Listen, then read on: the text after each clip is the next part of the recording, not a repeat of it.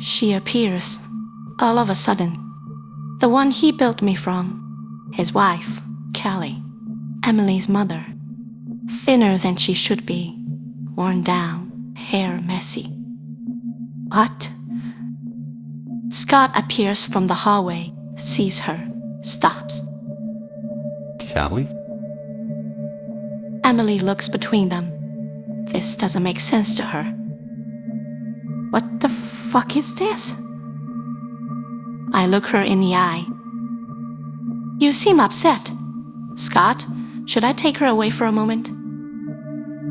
She stares at me, moves closer, eyes locked on my face, voice, hands, studying every detail like verifying a body. She heard of the tech, but obviously wasn't expecting this. Who are you? Why do you look like me? Emily presses herself against my leg. Scott steps forward. Hey, easy. What is this, Scott? Scott doesn't answer. He can't yet. Emily whispers to me. Mom? The real Kelly freezes. Emily looks frightened. Emily, you got so big. Baby, come here. Her voice doesn't match what he gave me. It carried more weight, less sleep, more edge. Emily doesn't move. Emily, it's me. I'm your mom. She reaches a hand out. Emily flinches, grabs tighter onto me. It's Mommy. Mommy's home. Scott steps in between them. Hey, just slow down, okay? You're scaring her. You replaced me. You left. She starts backing down. No, this isn't. You don't get to come back like this. No, that's not fair. That's not fair!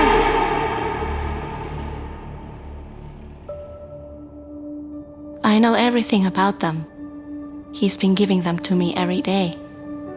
He fed me fragments, photos, videos, messages, how they met, how they stayed, how they built something that belonged only to them. They weren't perfect.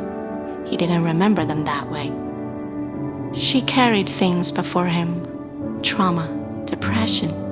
He never fully understood them. He just stayed and made it work. He always made it work and thought they could make anything work. Neither of them was ready for it, but they decided to keep her because she was the proof and extension of their love. We'll figure it out. When you were in love, it felt like love should be enough, right? It wasn't what they thought it would be. She was different. She snapped at small things, crying alone, apologizing after.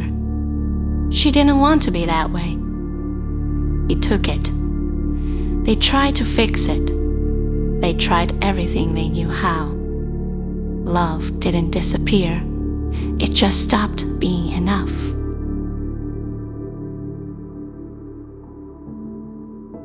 He tried. He told me that more than once. He really tried to be there for her. But this was the moment he kept coming back to. It was one evening. Low light in the kitchen, baby monitor crackling. Emily crying in the other room. Kelly stands at the stove. Still, a pan sits over flame. Nothing in a pan yet. Scott enters, just home from work. He hears the crying first. Hey, I got her. No response. He picks up Emily, walks toward the kitchen. Kelly? He sees the stove, stops, steps forward, turns it off, looks at the pan, then at Kelly. Hey, No response. He moves closer. Kelly? She blinks slowly, like she's coming back from somewhere far. Did you not hear her? Kelly doesn't answer, just stares at Emily. How long were you standing here? I was just... I don't know. Hey, are you okay? Kelly looks at the stove, then at Emily, then back at Scott. It hits her. Oh my God. I didn't. She covers her mouth, panicking. Scott steps forward. He pulls Kelly into a hug with his other arm. Kelly clutches him like she's falling. I'm sorry. I didn't mean to. Scott doesn't respond. He doesn't know what to say. After that night, Scott sets up camera in every room, hires nanny. Kelly stays in bed most of the day, curtains closed. She's afraid to touch Emily now. He says that is the part that breaks him.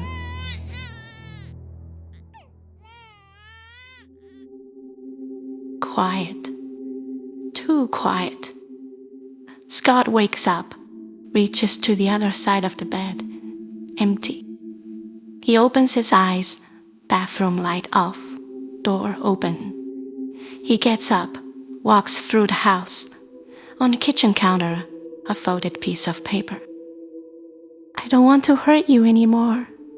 I'm sorry. Emily starts crying from the other room. Scott stands there for a second, then folds the paper, puts it in his pocket. He picks up Emily.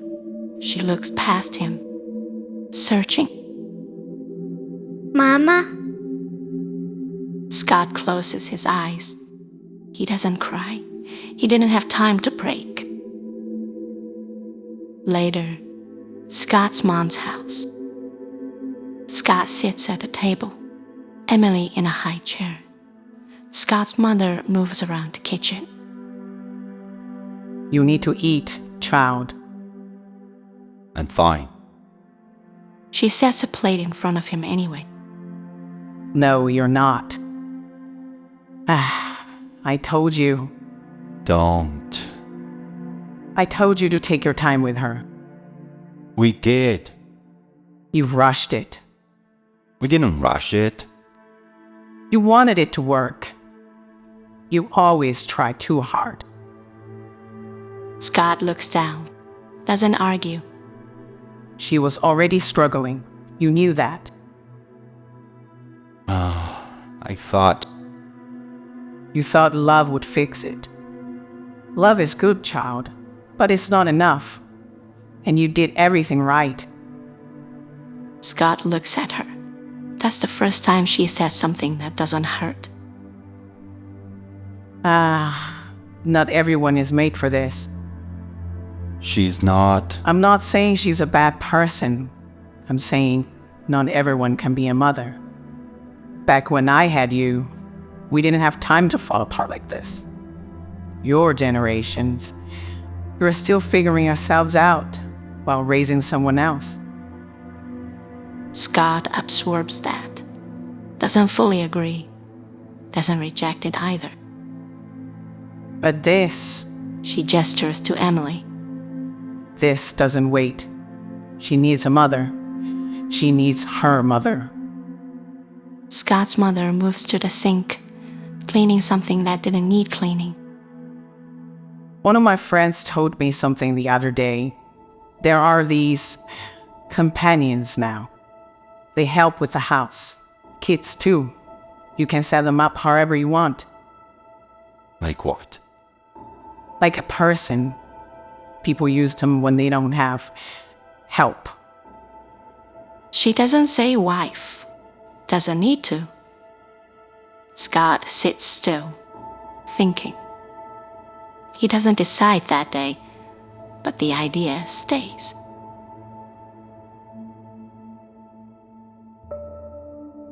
I remember the day Scott turns me on.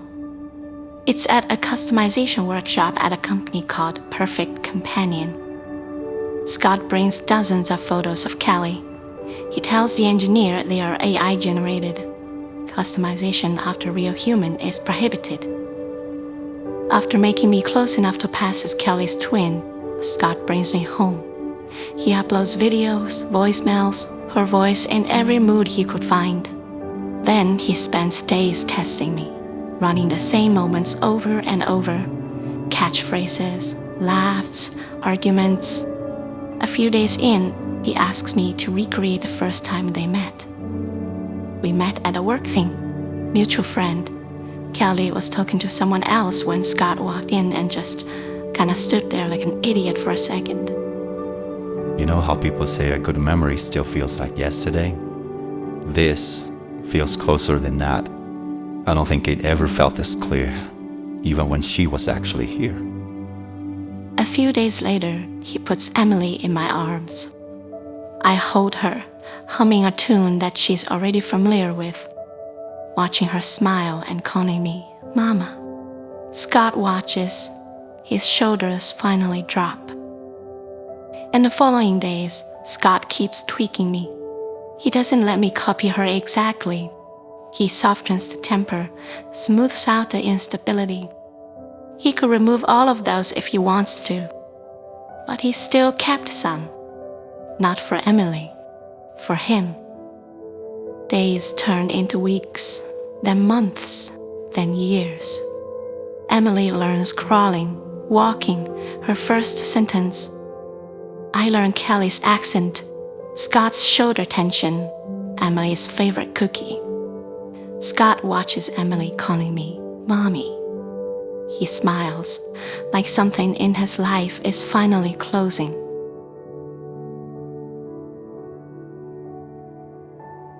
It's been long enough for things to start feeling normal again. At least Scott doesn't check the cameras every 5 minutes anymore. That's when she shows up again. That's the first time I see her. Thinner than me, messier too. Emily was too young when she left. It's not fair! Let's talk outside. Where have you been? Kelly doesn't answer immediately. She looks at Scott, notices the changes.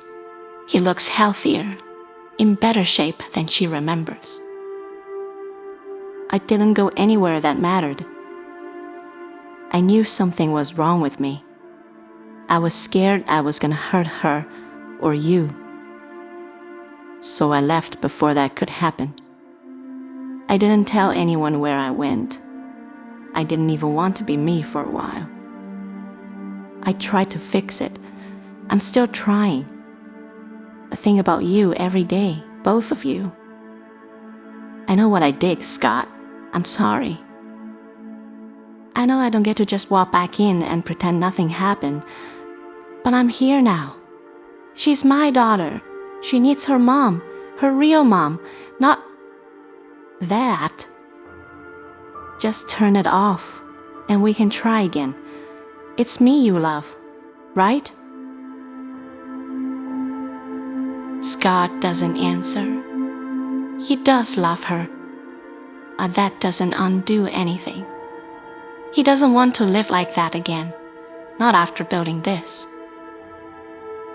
How do I know you won't leave again? How do I know next time it won't be worse? I rebuilt everything after you left.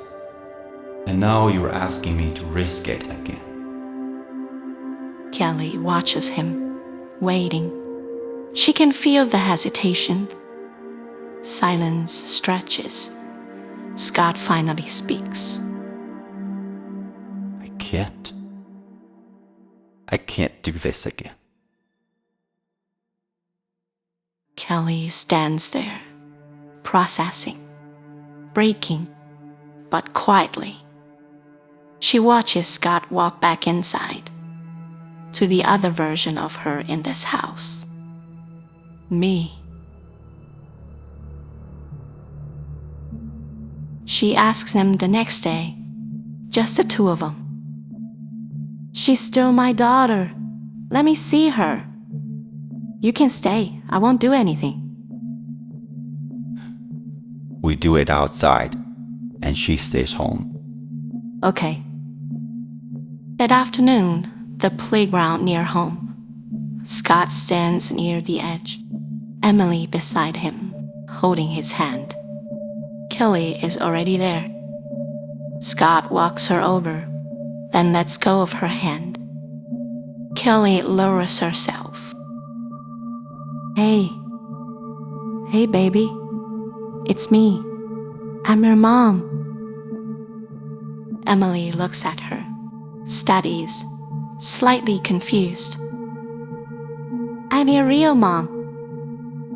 Kelly reaches out, then stops herself. Emily flinches, takes a step back. She turns to Scott.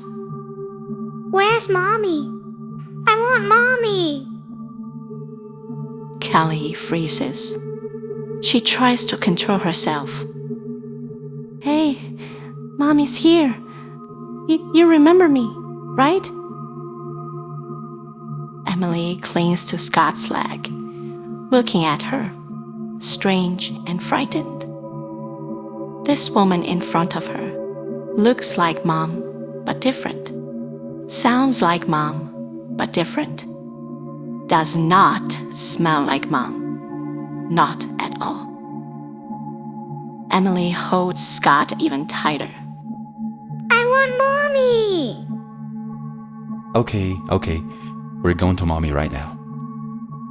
He picks up Emily, looks at Kelly, then turns, heading home. Kelly watches them walk away. She doesn't follow. After a moment, she sits down. She sits there for a long time. Then she picks up the phone, dials a number. Scott got it a few hours ago. A message from the Perfect Companion Company. Following a verified report, we have determined that your companion has been customized to replicate a real individual. This use violates both our policy and federal identity protection laws. We are therefore required to initiate a mandatory factory reset of your companion unit.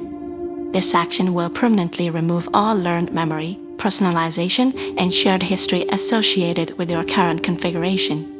You may not attempt to restore or recreate this configuration under any circumstance. The reset will take place within 48 hours. Scott doesn't say anything after reading it. Now we are sitting by the fireplace. He has one arm around me, the other around Emily. She's already asleep. He holds us tighter than usual. No one is talking. The house is quiet. The clock is louder than everything else. Since the day he turned me on, there was always something in his eyes, a small light. It stayed through everything, even on the bad days, even when he couldn't sleep, even when Emily cried all night. Now, I don't see it anymore. He holds us tighter. The clock keeps moving. We stay where we are, waiting.